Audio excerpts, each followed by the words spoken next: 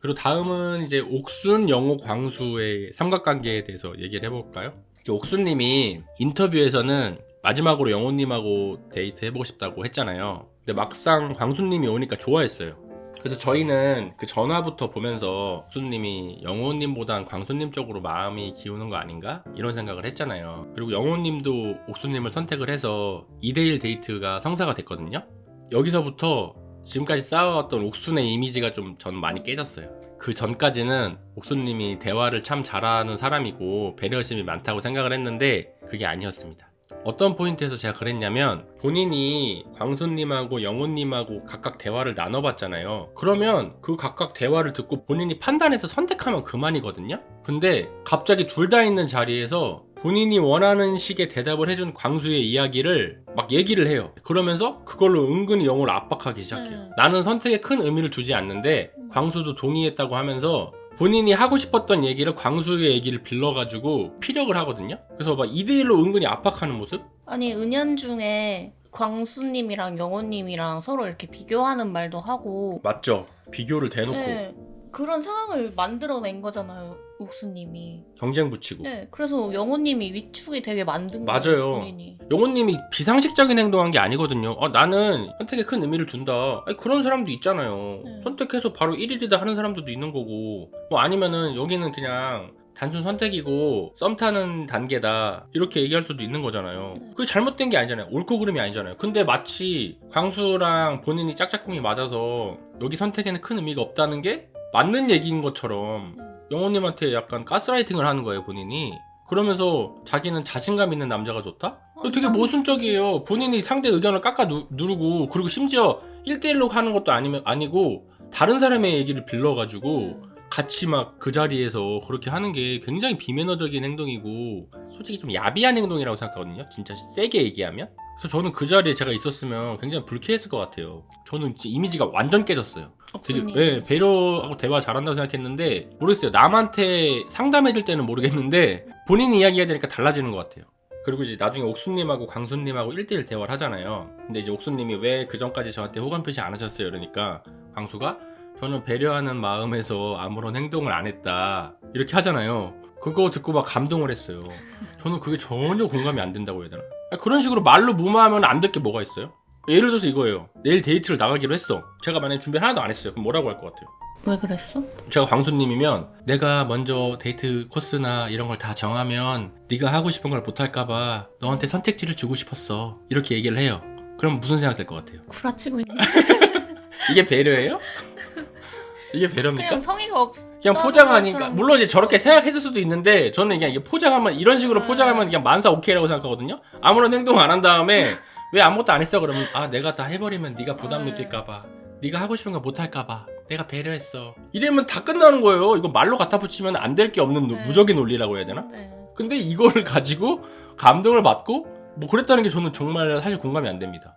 그래요. 뭐 사람에 따라 저런 거를 좋게 받아들이는 사람도 있을 수 있어요. 근데 저는 적어도 영호님이 용기 내서 진정성 있게 접근한 것보다 저게 더 낫다고 하는 거는 전 정말 공감이 안 되거든요. 사람 관계에 있어서 먼저 용기 내서 다가가는 게 어떻게 더 저게 더 위일 수 있지? 가만히 아무런 행동 안 한 게? 그리고 지금까지 옥수님이 항상 말했던 게 영호님은 뭔가 서툴지만 항상 자기한테 먼저 표현을 해줬다. 그래서 영호님한테 마음이 있었던 거잖아요. 네. 근데 광수님이 이런 행동을 했는데 이거에 감동을 받았다는 게 말이 안 되는 맞죠? 거잖아요. 저도 그 얘기하고 싶었는데 그런 의미에서 광수님하고 영호님은 정반대 유형이거든요. 근데 두 사람 모두한테 호의를 느낀다? 이상해. 이상해요.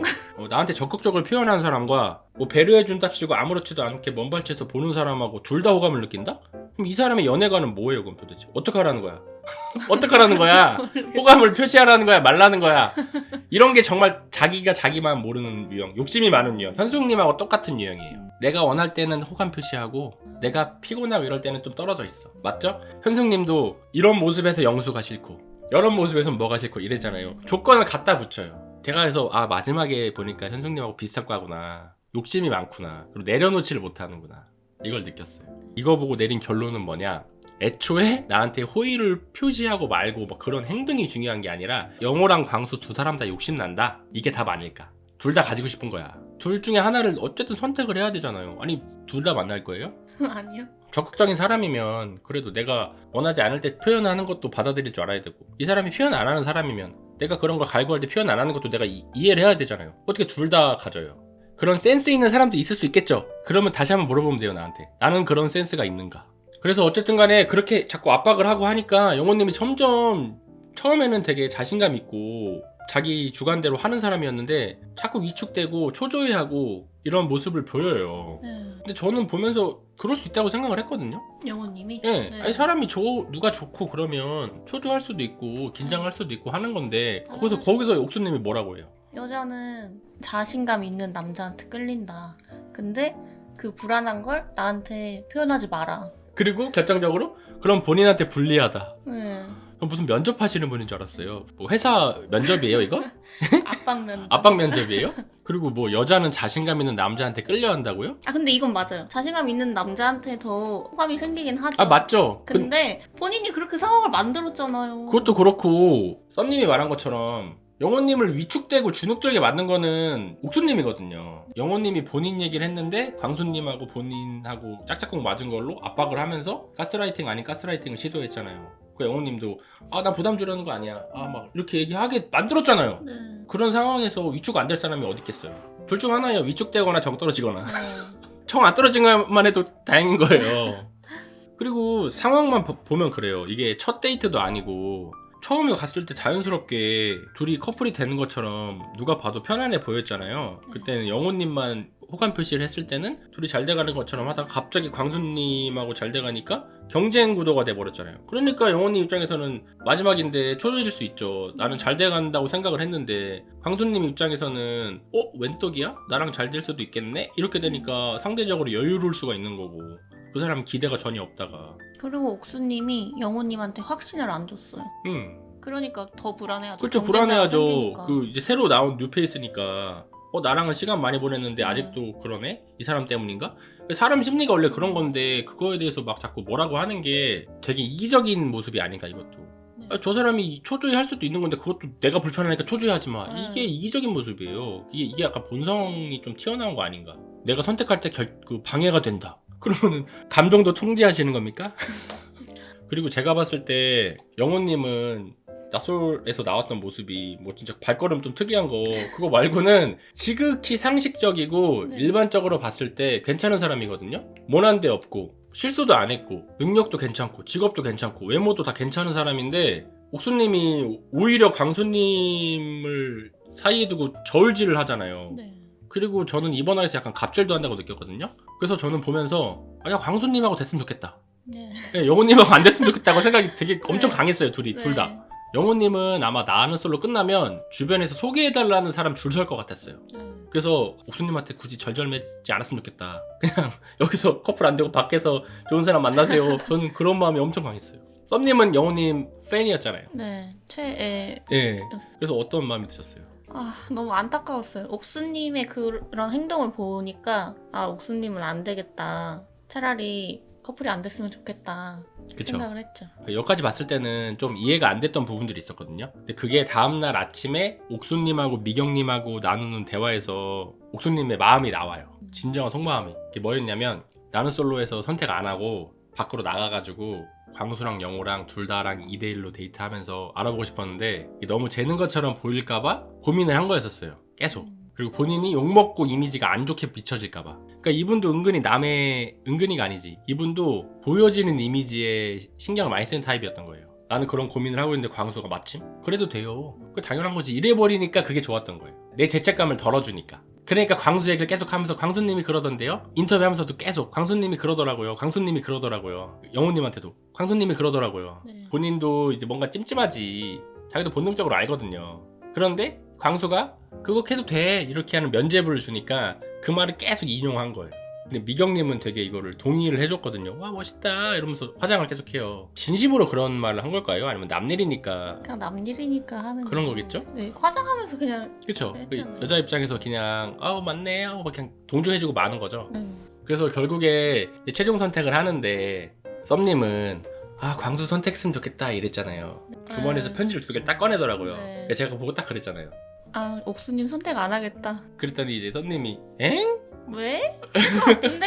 둘 중에 한 명한테는 하지 않을까? 이랬어요. 근데 최종 선택을 안 하시더라고요. 전 그 전에 행동을 보고 또 편지도 또 2개를 준비한 거 보고 음. 아 이게 선택 안 하겠구나, 선택 안 하고 밖에서 보자고 하겠구나. 음. 그걸 또 대놓고 얘기하더라고. 마지막에 팔짱을 양쪽에 끼고 사진을 찍고. 그래서 제가 그 보면서 뭐라고 했나요? 뭐라 했죠? 절대 안 된다 밖에서. 아, 될 수가 없다. 네. 저거는 그냥 둘 다 놓치는 거다. 네. 이 나는 솔로 안에서 그렇게 붙여놓고선 하루 종일 아침부터 저녁까지 5박 6일 동안 연애하라고 판 깔아주는 데서도 안 됐는데 밖에 나가면은 그게 되겠나요? 특히 영우님 같은 경우에는 방송 나가면 제가 봤을 때 여자들이 줄 서는데, 그리고 세상에 남자고 여자고 이쁘고 잘난 사람들 천지입니다. 그 안에서 끝을 봐야지. 자기 일이 있고 생업이 있고 그런 게 있는데 어떻게 한 명한테만 집중을 하겠어요. 더군다나 2대1로. 너무 큰 욕심 아니었나. 진짜 이런 엔딩은 처음 봤어요. 네. 와, 욕심의 끝판왕들이었다. 이거 보면서 다시 한번 느꼈잖아요. 사랑은 타이밍이다.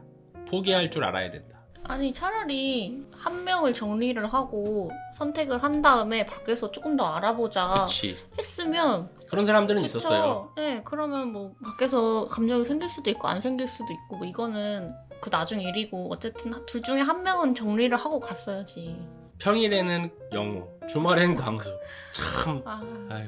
그리고 영호님도 말했잖아요. 나는 이 최종 선택하는 게 친구 만들려고 하는 게 아니다. 그게 싫으면 확실하게 얘기를 해줘라. 이렇게 얘기를 했는데 좀 많이 실망했을 것 같아요, 옥수님은. 욕심이 화를 불렀죠. 마지막에 이미지가 비호감으로 바뀌었습니다. 어떻게 보면 저는 현숙님보다 더 비호감인 것 같아요. 네. 왜냐면 현숙님은 솔직하기라도 하지. 맞아요. 현숙님은 대놓고 얘기를 했잖아요. 뭐 영철님한테는 얘기를 안 했지만 인터뷰할 때는 얘기를 해서 우린 알고 있는 사실이었고, 근데 옥수님은 끝까지 뭐 자기 혼자 감추고 있다가 결국에는 이렇게 하니까 저희가 끝나고 라방까지 보게 된 이유가 어떻게 됐을까? 광수님과 영호님. 누구랑 되길 바랬어요. 네. 아, 전 광수님? 저는 안 될 것 같았어요, 둘 다. 될 수가 없어요. 어쨌든 나름대로 해피엔딩이었다.